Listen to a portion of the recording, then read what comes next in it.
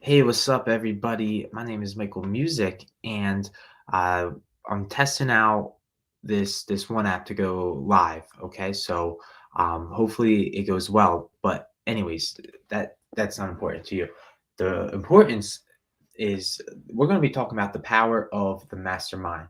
And yesterday, I was chatting a little bit about like what is the definition of power, and that's something I'll repeat today.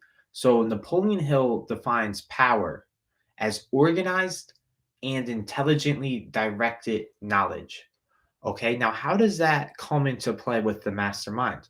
Well, we're going to be talking about other people's knowledge, right? So, like, in terms of Think and Grow Rich, in terms of this philosophy, how are we going to really find the shortcut to getting rich, right? How am I going to, like me being a 23-year-old male, how am I able to find a shortcut so that I can save myself a decade of trying to go out there, try something, fail, maybe go financially broke, try again, fail, et cetera, until I finally make it and possibly like I'm 54? Or can I use the power of the mastermind principle so that I take that time and compress it simply by learning, bouncing ideas off my mastermind group, etc. So that's kind of the conversation, right? Power leads into mastermind because we still are talking about organized and intelligently directed knowledge. But now today, we're going to focus more specifically on the rules of the mastermind, like and more like details about that. So um let's at least define what Napoleon Hill says is the mastermind. He says the mastermind may be defined as coordination of knowledge and effort in a spirit of harmony between two or more people for the attainment of a definite purpose. There's a lot that went into that definition. Okay, so we're talking, right? If you want to say, okay, I got a mastermind, what do you need? Well, one, you need an end goal, right? What is the purpose of your mastermind group, right? What is the definite major purpose for having, people in your mastermind? And understand, he says the coordination of knowledge and effort in a spirit of harmony between two or more people. Okay, so this is critical, a spirit of harmony. I'm gonna pause there. Right, that's so key because if you are, working with a mastermind group and you have conflicting ideas, maybe you do have the same end goal, but it's conflicting ideas. Then how harmonious is your mastermind, and how well is that going to serve you in terms of getting further and actually, um, what is the word? Actually attaining your definite major purpose. So that's the conversation. And now keep in mind, he says no individual may have great power without availing himself of the mastermind. So you can't. So what is this statement saying? Right. This is a statement. Um, it's something that you're gonna have to prove of yourself. But can you develop power without having a mastermind? And the answer, according to Napoleon Hill, is no. Okay. So this is interesting. We talked about it in a previous chapter, right? He gave instructions for the creation of plans for the purpose of translating your desire into money. Now, he says if you carry out these instructions with persistence and intelligence and use discrimination in selection of your mastermind, you are already halfway there. Now, how interesting is that? Okay, so what were the instructions for the creation of plans, right? What chapter was that? I believe I could imagine that could be either in organized planning or the imagination.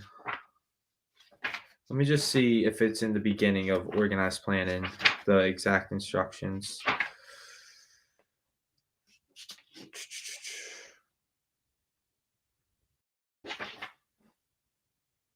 Okay, interesting. So he does give instructions, all right? So he said previously, like, he talked about the organized planning. He said, instructions were given for the creation of plans, right? What were those instructions. Because imagine, remember this ain't no book that you read. This is an instruction manual, right? So he says, A, like ally yourself with a group of as many people as you need for carrying out your plan or purpose for the accumulation of money, and make use of the mastermind principle. Now, he says, before forming your mastermind alliance, decide what advantages and benefits you may offer the individual members of your group in return for the cooperation. Okay, so what are you bringing to the table when you go to form your mastermind group? What's that say?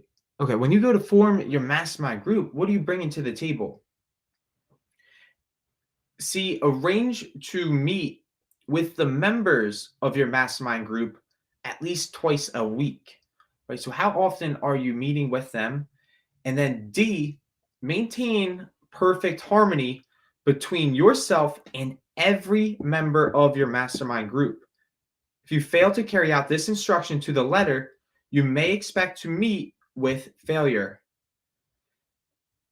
The mastermind principle cannot obtain where perfect harmony does not prevail.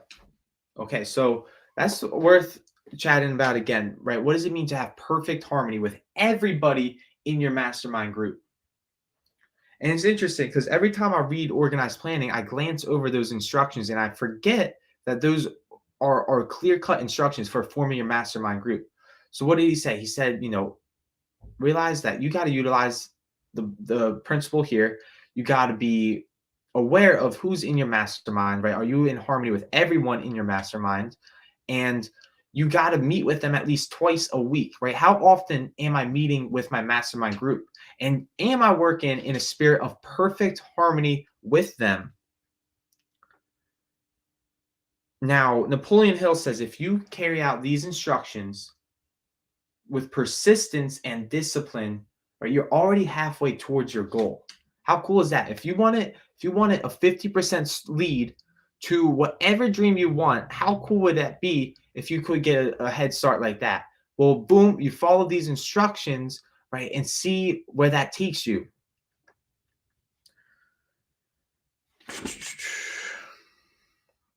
Okay, now he's talking about that there's two benefits to the mastermind. Okay, we got the economic value of the mastermind, which is pretty evident, right? More people bringing money to the table. Obviously, you can benefit in terms of economics. Maybe you need to combine your money in a pool or whatever, there is economic value, whatever that means to you.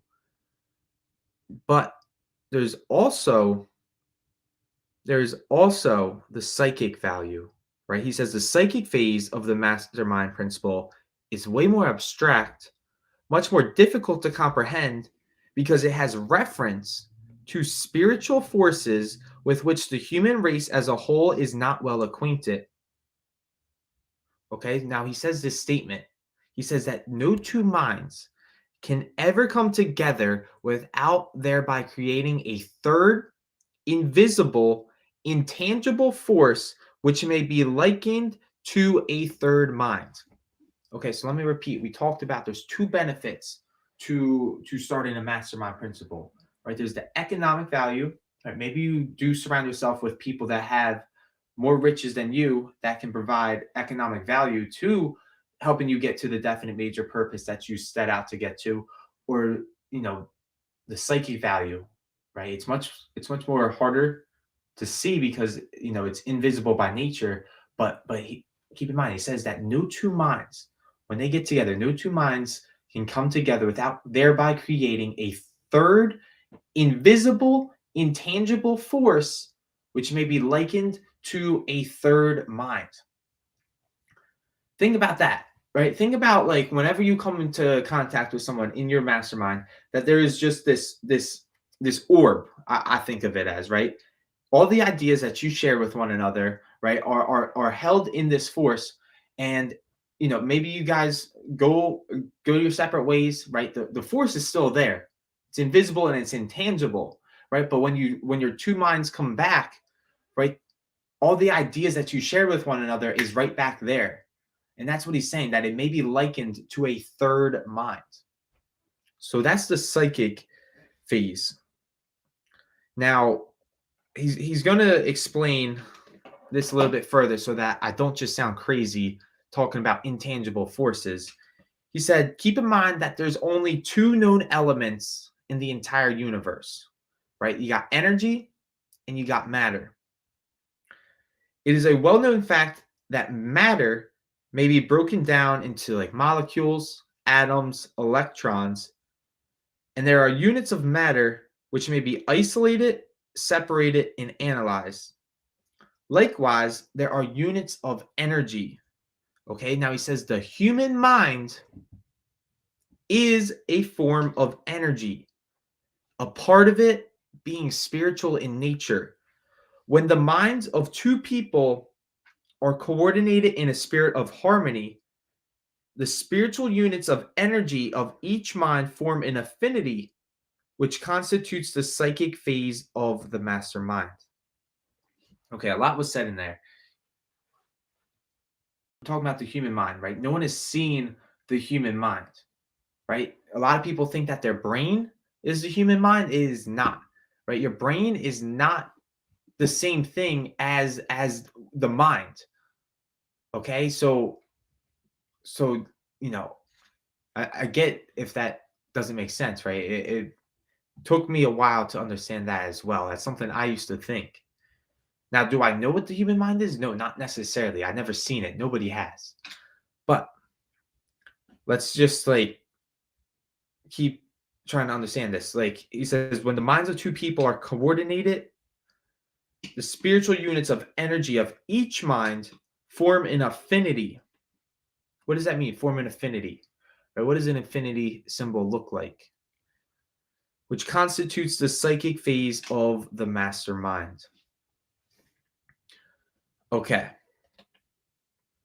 Now, I'm going to fast forward a little bit. He says, if you analyze the records of any man who has accumulated a great fortune, you will find that they have either consciously or unconsciously employed the mastermind principle. Now, Napoleon Hill states that great power can be accumulated through no other principle.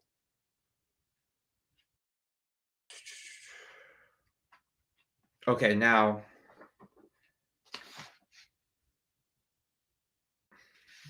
I guess a fair example that he gives would be, imagine that you alone, you are just like a single battery, right? You're a single battery, you're plugged in. Like for me, let's say I put it into my Xbox controller, right? And it's just one battery powering that controller, right? It's not even enough power to make it go, right? You put two batteries in and boom, you can have full control of the controller.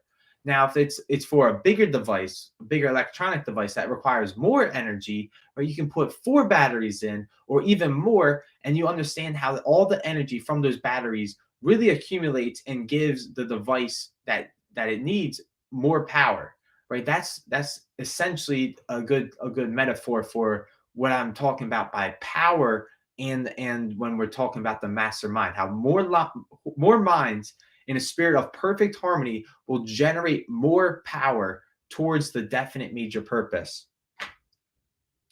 So that is basically it for this chapter. There was a few lines. Okay, there's still a lot more in this chapter, but that's what I'm probably going to leave it at. Now, there's one last paragraph on the very end of this chapter that I really would like to read because it is so powerful. It says, poverty and riches often change places, right? There's been the stock market crash, right? Where all the rich people, back in 2008, even like had a ton of money, and then boom, they're freaking out because their investments went under, right? Now, he says poverty may and generally does voluntarily take the place of riches. Okay, like many examples. Great Depression, poverty took the place of riches. 2008 stock crash, poverty took the place of riches, right? There's been or when I say 2008 stock crash, I'm talking about 2008 housing market crash, right? There's been probably plenty of times, beyond my lifetime that this has happened. Now he says poverty may and generally does voluntarily take the place of riches, but okay, let me not say the board, but when riches take the place of poverty, the change is usually brought about through well conceived and carefully executed plans. Poverty needs no plan. It needs no one to aid it because it is bold and ruthless. Riches are shy and timid. They have to be attracted. All right. So why is so many people poor compared to the people that are rich?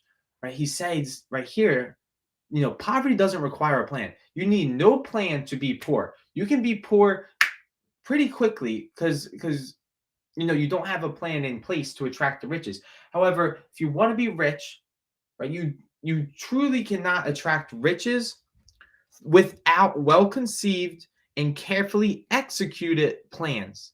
Right? There's just simply no other way. Talk to anyone that has truly made a serious fortune and ask them if they just stumbled upon that riches by accident, or ask them, did they have, well-conceived and carefully executed plans in place. And they will tell you the latter, that yes, they had plans in place that they followed to get to this level of success. Right? It doesn't matter who you talk to. If you think they're overnight success, they're not. Right? They had plans in place. So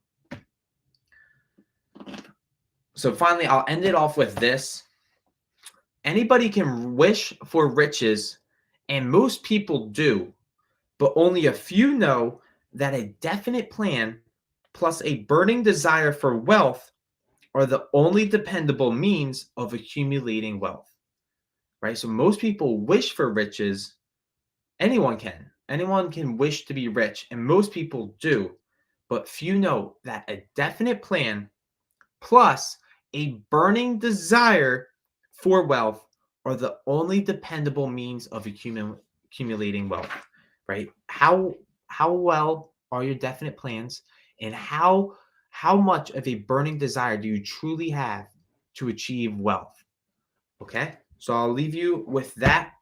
I want to thank you all for watching, and until we meet again in time and space, I will see you, everybody, and bye for now.